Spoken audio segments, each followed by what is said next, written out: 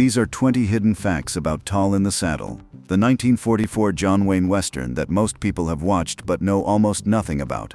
Behind those gunfights, fistfights, and frontier romance sat a production loaded with backstories that never made it onto the screen, a secret acting coach who invented an American icon's most famous physical trait, a future Oscar winner buried in the background, a villain who would be dead within 15 months of the premiere, and a partnership born on this very production that shaped Hollywood westerns for the next 2 decades.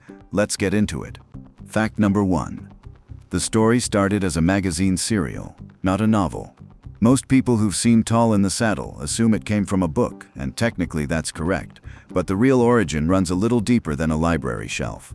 Gordon Ray Young wrote the source material, and Young was a prolific pulp and magazine writer born in 1886, who understood serialized storytelling the way most writers understand chapters.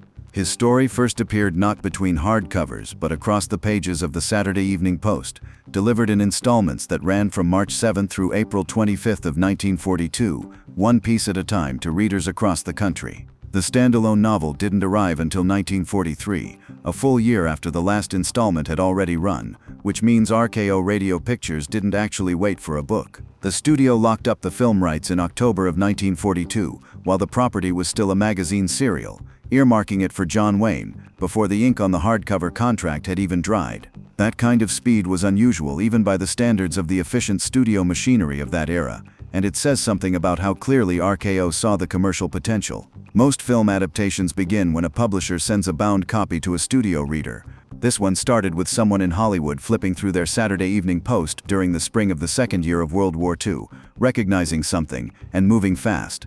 Fact number 2. John Wayne claimed he worked at half price for creative control.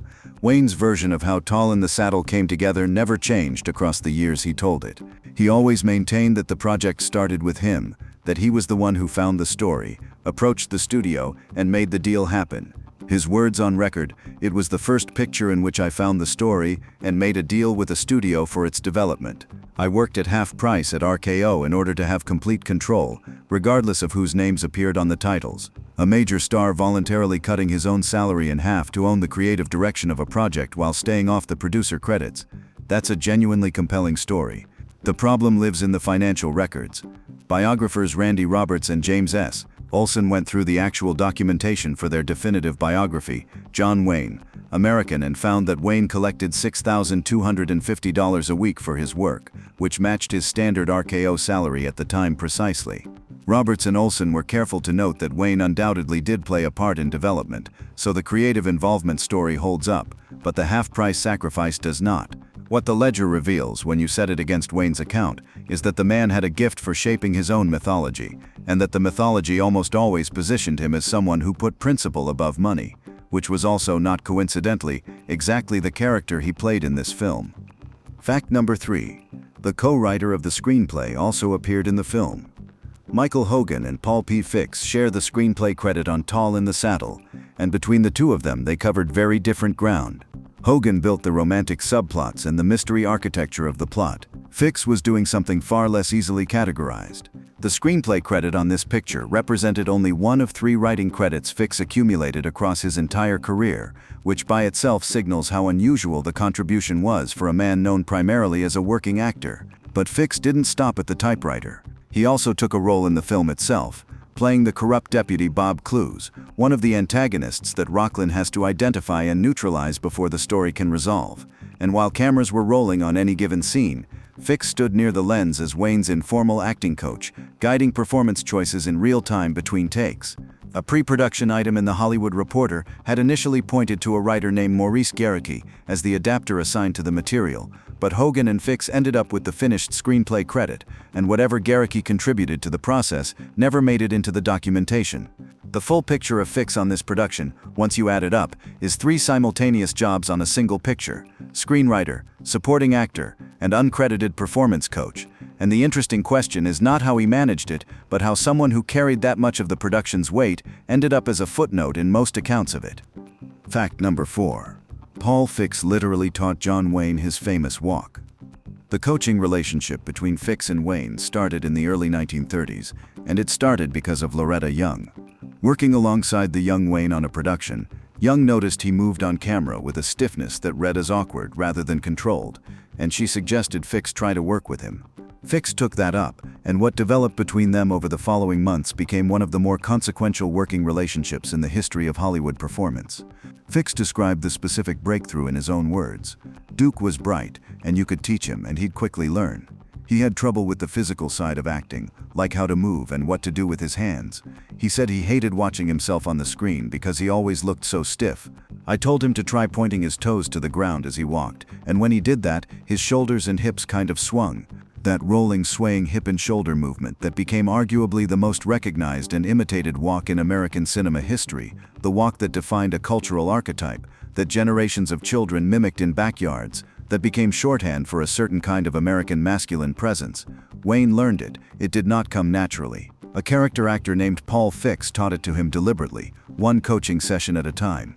Fix went on to appear in 26 Wayne films, more than any other actor in Wayne's career, and under Wayne's Republic Pictures contracts he drew $200 a week as a formally employed dialogue director. By the time Tall in the Saddle went into production in 1944, Wayne carried a complete screen identity that Fix had helped build from the ground up, and Fix was still there on set, making sure none of it slipped.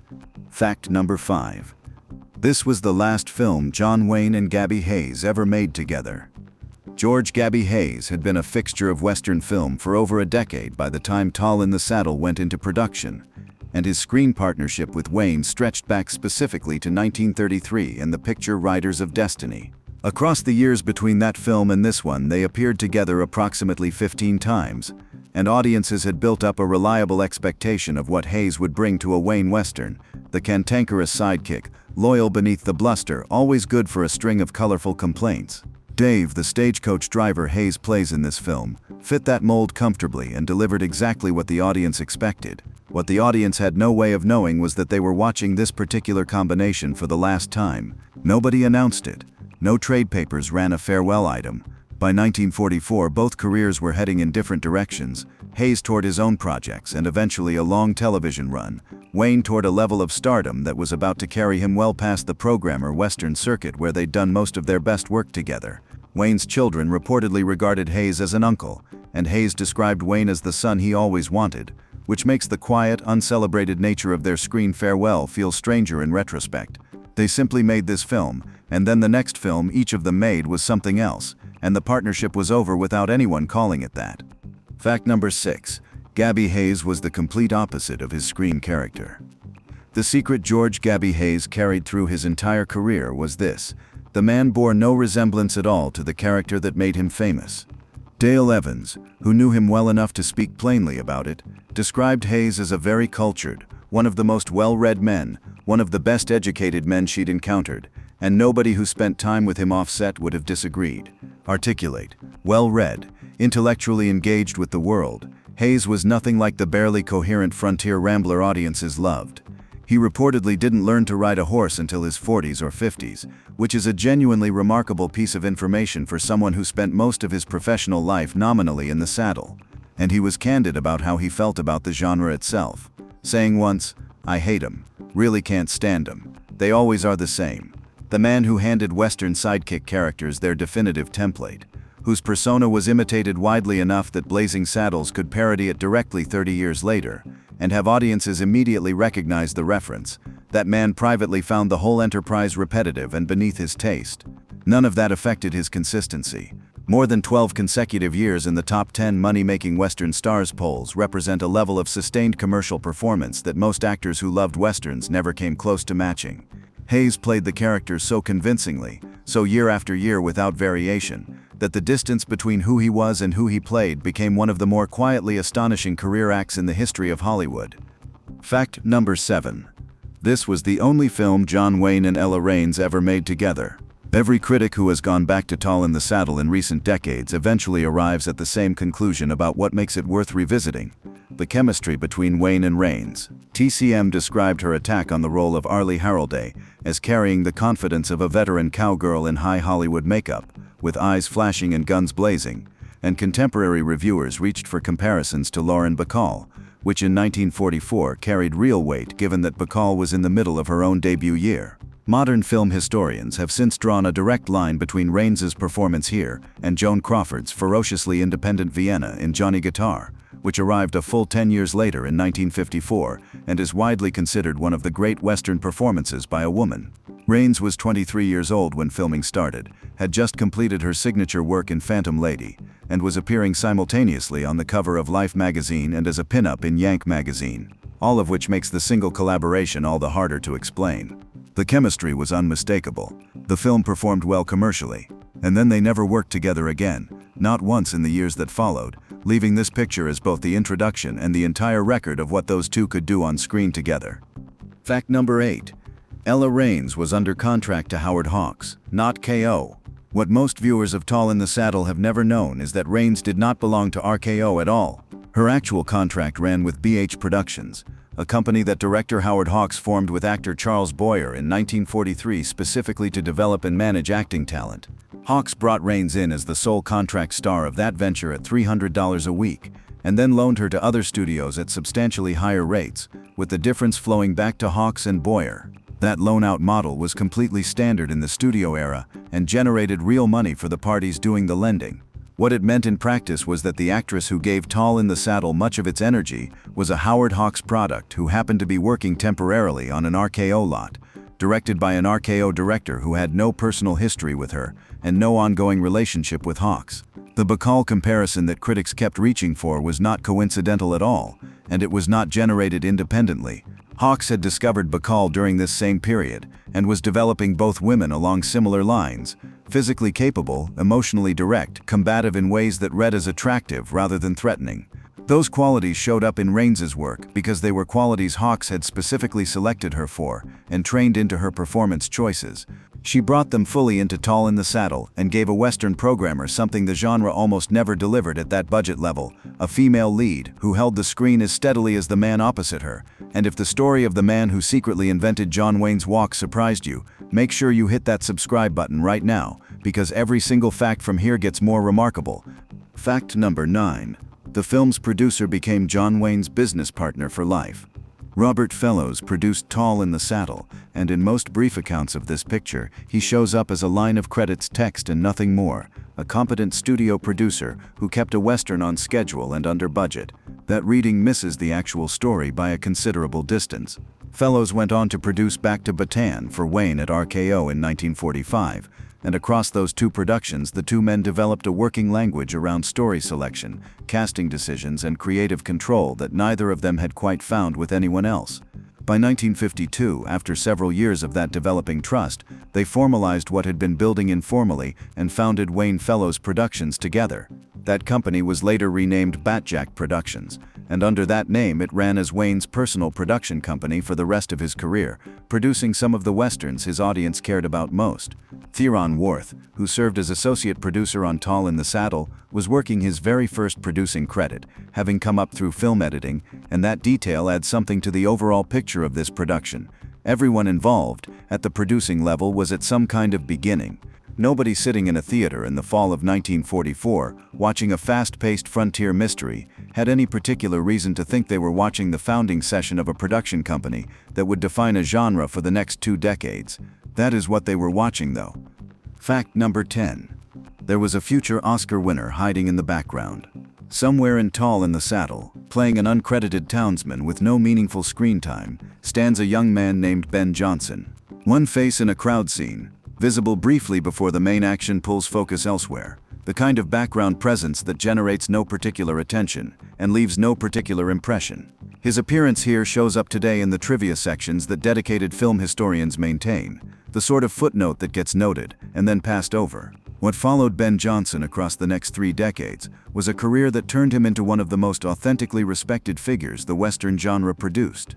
A former rodeo champion, whose physical ease with horses and his natural grace on camera made him a John Ford favorite and a recognized icon of the form. And then in 1971, 27 years after his unnamed appearance in a crowd scene in this picture, Johnson accepted the Academy Award for Best Supporting Actor for his work in The Last Picture Show. The man who spent a day as a background extra in a John Wayne programmer went on to collect Hollywood's highest acting honor. Watch Tall in the Saddle with that knowledge, and it becomes something like a time capsule from the future.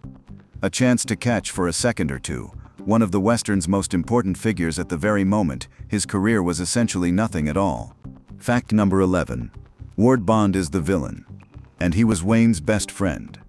Judge Garvey, the corrupt town lawyer and card cheat who serves as one of the film's central antagonists, was played by Ward Bond, and casting Bond in that role was a deliberate inversion of everything audiences associated with him. At that point in his career, Bond had built his reputation playing trustworthy authority figures and loyal companions, the kind of solid, dependable character presence that audiences relaxed around. Garvey is none of those things.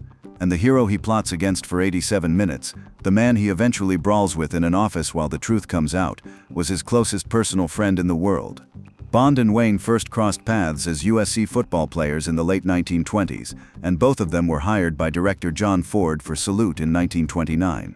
Ford described the friendship that formed between them as having been built over corn whiskey and a few nocturnal escapades, and across the 30-plus years that followed it never faltered. 22 to 23 screen appearances together, a lifelong personal relationship, and then this film where they spent most of the running time as adversaries. Bond himself appears in more films on the American Film Institute's list of the 100 greatest movies than any other actor in Hollywood history, 7 pictures in total. All of that history sits underneath every scene Bond and Wayne share in Tall in the Saddle, invisible to an audience watching two strangers fight, completely present to the two men doing it. Fact number 12. Wayne once accidentally shot Ward Bond, and Bond left him the gun in his will. At some point during the decades Bond and Wayne spent as close friends, Wayne accidentally shot Bond in the buttocks on a hunting trip. Bond was injured, recovered, and the incident folded itself into the mythology of their friendship rather than becoming any kind of rupture between them. The kind of improbable story that two men tell over and over across the years, until it becomes part of who they are to each other. Bond's formal response to having been accidentally shot by his best friend eventually appeared in his last will and testament, where he left Wayne the specific shotgun responsible for the incident. Wayne delivered the eulogy when Bond died of a heart attack in 1960, and reflecting on that loss in later years, his words were, "When you lose a friend that close after so many years together, you realize you've reached the time of life when the ghosts surrounding you are some of the most significant people in your life." The two men throwing punches and trading accusations in Tall in the Saddle, framed as mortal enemies across a frontier murder investigation, were the same two men who turned an accidental shooting into a running joke, and then preserved it in a will. That context does something interesting to the film once you carry it into the theater with you. Fact number 13. The film earned an extraordinary profit on a modest budget. The financial record on Tall in the Saddle, drawn from the C.J. Tevlin RKO ledgers as documented by film historian Scott Amon in his biography John Wayne, The Life and Legend, tells a clean commercial story. Production cost came to $565,754. Domestic rentals, which represented the studio's portion of theater revenues, came back at $2 million. The profit that cleared after all accounting settled at $730,000, which works out to a return of approximately 129% on what the film cost to make. A picture that returns more than twice its production cost in profit is a success by any studio's definition, and for a modestly budgeted programmer occupying that middle tier between B-picture poverty row economics and genuine A-picture investment, that performance was exceptional. RKO's response was to put Tall in the Saddle on their list of studio film highlights for 1944, placing it alongside prestige pictures like Murder My Sweet and None But the Lonely Heart. Every instinct Wayne had applied to this project, finding the source material, shaping the script with fix, building the cast out of trusted collaborators, got validated when the ledger closed. The math confirmed what his judgment had told him before a single frame was shot. Fact number 14. Principal photography overlapped with the D-Day invasion. Filming ran from mid-April through mid-June of 1944, and June 6th of that year, during the production's final weeks on a California ranch, was the day Allied forces came ashore on the beaches of Normandy. The D-Day invasion took place while this Western was being photographed. That overlap captures something particular about the experience of making movies during World War II, the split reality of a Hollywood functioning at full commercial output, while the conflict that defined the era played out on the other side of the world. The leading men who would otherwise have filled pictures like this one were largely gone from the industry. Jimmy Stewart, Clark Gable, and Tyrone Power were all in military service, and their absence created the openings that kept studios in business. Wayne's own situation was tangled. He was 34 at the time of Pearl Harbor and held a draft deferment. Republic Pictures president Herbert Yates reportedly intervened aggressively to prevent him from enlisting, fearing what it would cost the studio. Wayne had apparently applied to the OSS and was accepted, but the acceptance letter was allegedly sent to his ex-wife's address and never forwarded. He toured USO bases in the Pacific for 3 months, where combat veterans sometimes received him coldly, and the weight of that stayed with him for the rest of his life. His wife Pilar later described him as a super patriot for the rest of his life, trying to atone for staying home. On the days the Normandy landings were happening, Wayne was on a ranch in California, filming a Western, which is the specific irony that shaped the man audiences thought they understood. Fact number 15. The director came up through the camera department, not acting or writing. Edwin Lamarine was born on February 21, 1899, in Jersey City, New Jersey, and he arrived at directing by a route that most of his contemporaries never took. The standard path to a director's chair in that era ran through acting or screenwriting, disciplines that built a storyteller's instincts before adding a crew. Marin entered Hollywood in 1919 as an assistant cameraman, spending his formative years on the technical side of the business, developing a specific and detailed understanding of how the visual language of film actually worked before he ever had to think about guiding a performance or shaping a narrative arc. His first directing credit came in 1932, and by the time RKO hired him for Tall in the Saddle, he had moved through a broad range of genre assignments. His brother Ned Marin had established himself as a producer at MGM, which gave Edwin a professional network that extended beyond his own credits. Among cast and crew, Marin was known for disciplined use of production time and for compositions that were purposeful without being showy, the precise kind of professional temperament you would expect from someone whose first years in the business were spent looking through a lens rather than performing in front of one. He found his commercial peak in westerns, particularly in a Randolph Scott series he made toward the end of his career. On May 2, 1951, Marin died at 52 years old, having directed without stopping until the very end, and without ever collecting the critical reputation his level of consistent craft probably deserved. Fact number 16. The villain in the film died 15 months after it was released. Don Douglas plays Harold in Tall in the Saddle, the stepfather who presents himself as ordinary and eventually peels back into the true mastermind villain of the story, the figure responsible for the murder, the land scheme, and most of the suffering the plot generates. The character requires Douglas to seem unremarkable for most of the running time before pivoting credibly into genuine menace, and he handles that pivot well enough that the reveal still lands with force 8 decades later. What happened after the cameras stopped is what gives his performance its particular quality now.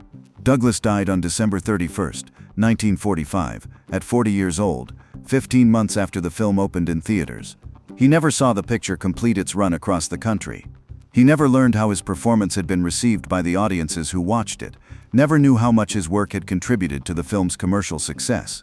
The villain of Tall in the Saddle was gone before most of the people who paid to watch him had gotten around to discussing it with anyone.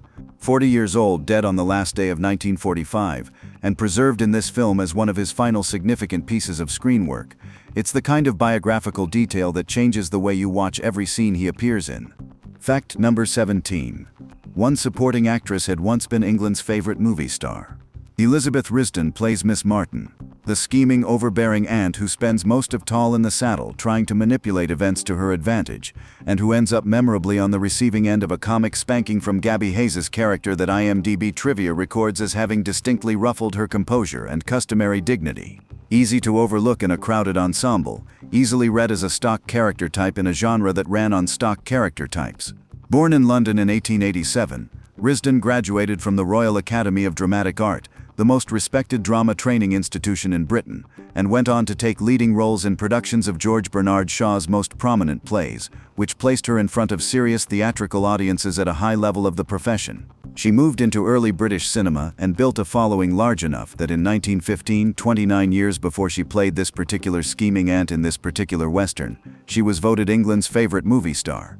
More than 140 film appearances followed between 1913 and 1952, a body of work that most actors who dedicated their entire lives to the craft never approached.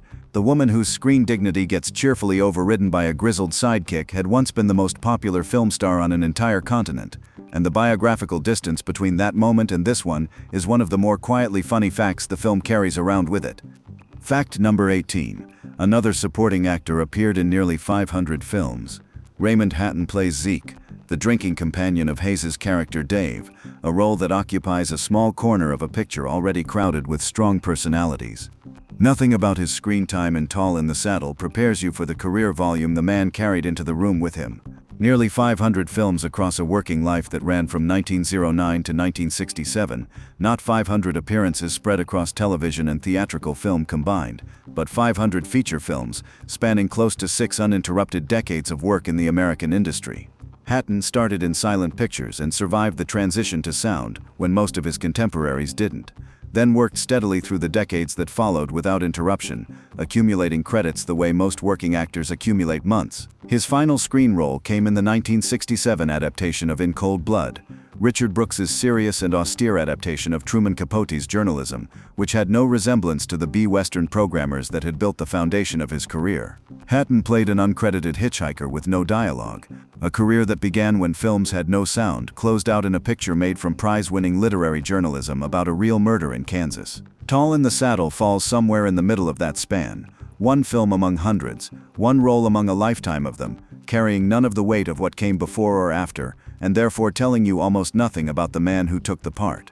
Fact number 19. One co-star married the creator of The Saint. Audrey Long plays Clara Cardell in Tall in the Saddle, the gentle young heiress whose inherited ranch sits at the center of the land dispute that drives the story forward, and she functions in the film primarily as a contrast to Ella Raines, the sweeter, less combative feminine presence against which Raines's volcanic Arlie gets defined. Born on April 14, 1922 in Orlando, Florida, Long was under RKO contract at the time of filming, and later built a secondary reputation among noir fans for her work in two 1947 pictures, one directed by Anthony Mann and another by Robert Wise. None of that is the fact that matters here. In 1952, Audrey Long married Leslie Charteris, the writer who had created The Saint, the Simon Templar character, the charming independent crime-solving vigilante who would later drive a long-running television series starring Roger Moore and reach audiences across multiple continents. Charteris had introduced that character in 1928 and had spent the decades between that moment and his marriage to Long building a readership and a franchise around him. Long and Charteris stayed married until his death in 1993, 41 years together, and Long herself lived until September 19, 2014, passing away at 92. The quiet young woman playing the overlooked Harris in a Friday night Western programmer carried a personal story that had no obvious connection to anything on screen around her and ended up being more interesting than most of the characters who got more attention in the film. Fact number 20. The film has continuity errors that survived the editing room completely undetected. Tall in the Saddle runs 87 minutes, was shot on a tight schedule with the brisk efficiency that defined 1940s studio production, and contains several continuity errors that survived straight through the editing room and into the finished print, which is less an embarrassment than a historical record of exactly how fast the machine was running. The most frequently cited involves a bullet hole. Someone bushwhacks Wayne's character Rocklin, and a bullet passes clean through his hat. When Rocklin removes the hat to examine the damage, there is no hole anywhere in it. The hole appears later in the same scene, and only on one side. A second error surfaces just before Rocklin climbs out of a window following a separate shooting incident, no gun belt before the jump, and then a gun belt appears in his hands the moment he lands on the street below. The line shack scene where Arlie kicks a torn letter across the floor still shows crew marks on the boards beneath her feet, floor markings left between setups and never cleared away before cameras rolled again. During the office fistfight between Rocklin and Judge Garvey, the stunt doubles are visible to any viewer paying attention. None of these were caught because catching them would have required slowing down, and slowing down was not how a 1944 studio production kept its numbers healthy. You shot the scene, you moved to the next one, and eventually the editors assembled whatever the camera had captured, and the hat went out into the world without its bullet hole. The errors are a document, as reliable as anything in the financial ledgers, of people working as fast as they could possibly go. 20 facts about Tall in the Saddle, a film that opened on September 29, 1944, ran for 87 minutes in theaters from coast to coast, and gave audiences exactly what they came for: John Wayne riding hard, fighting well, solving a murder, and winning the girl. What they didn't take home with them was the full picture behind the picture. No audience member in 1944 understood they were watching Wayne's final screen outing alongside Gabby Hayes, closing out a partnership that had run across approximately 15 films and more than a decade. Nobody in those theaters knew Ella Raines was a Howard Hawks asset on temporary loan, that the chemistry they were watching would never get another film to develop in, that critics would still be reaching for comparisons between her work and Joan Crawford 40 years later. Nobody knew the man playing the central villain would be dead at 40 within 15 months of the premiere.